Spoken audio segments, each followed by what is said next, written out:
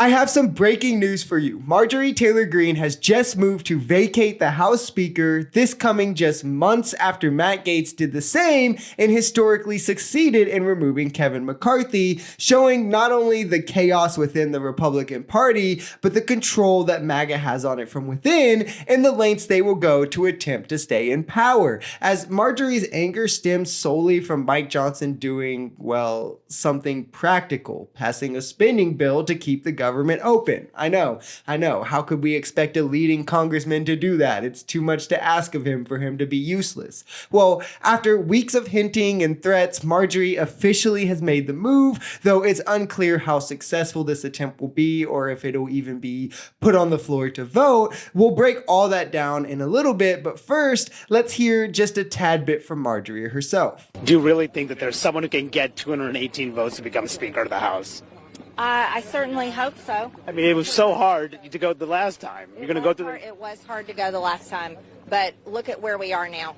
They just passed a funding bill that doesn't secure our border, does nothing to stop the daily invasion. This budget funds full-term abortion. It funds DEI. It funds trans ideology on our youth as young as 12 years old.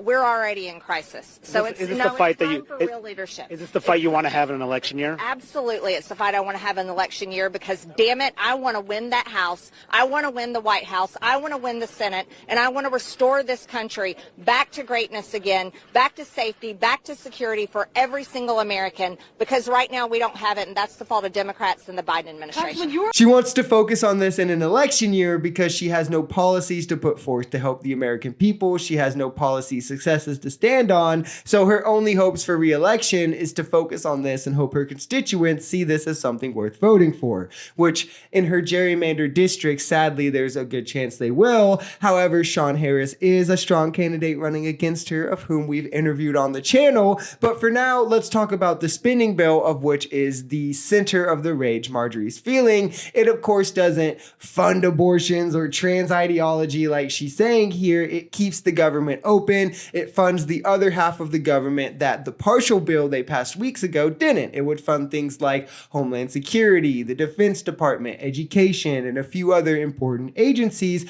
adding things like 22,000 border agencies, more beds and things for asylum claims, a raise for military pay, early education funding for Head Start and pre-K and things like that, as well as massive foreign spending cuts, including a terrible decision which is for some reason to cut the UNRWA aid that Palestinians are desperately depending on right now. And it's like Republicans got a lot of their wishes met in these bills, and Marjorie is against this only because she wants the chaos in the government to continue so it can close, and then she can point fingers at Biden and say, look, it's all his fault. He can't even keep the government open. And now that she's just molding that she's not going to get this opportunity for Team MAGA. A lot of people are in the similar way that we saw Republican Congressman Matt Gaetz, who pulled the trigger on Kevin McCarthy. A lot of members rather, were furious with him for fundraising off of this. Critics are now saying you're fundraising off of this maneuver. What's your response to that? Well, I think every single member of Congress is fundraising right now. It's an election year. Fundraising is part of our job.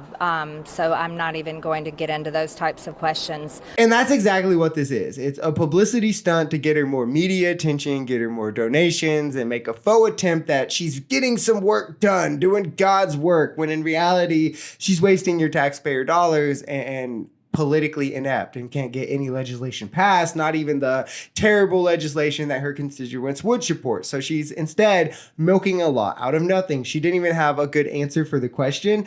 Everyone fundraises. That is true, but not everyone creates chaos and mayhem that could come back and affect the American people just so they can then have something to fundraise off of. Most people fundraise off of their successes, but I could see why that would be hard for Marjorie. It's first Matt Gaetz and now it's her turn. This is just the bar of what we can expect from these kind of MAGA politicians. If you enjoyed this video, we're Social Society. We're a commentary channel influenced by politics, society, and the economy. We are pretty left-leaning on this channel, but we're open to our right-wingers as well. The biggest thing here is having conversations that get everyone to the bottom of the truth.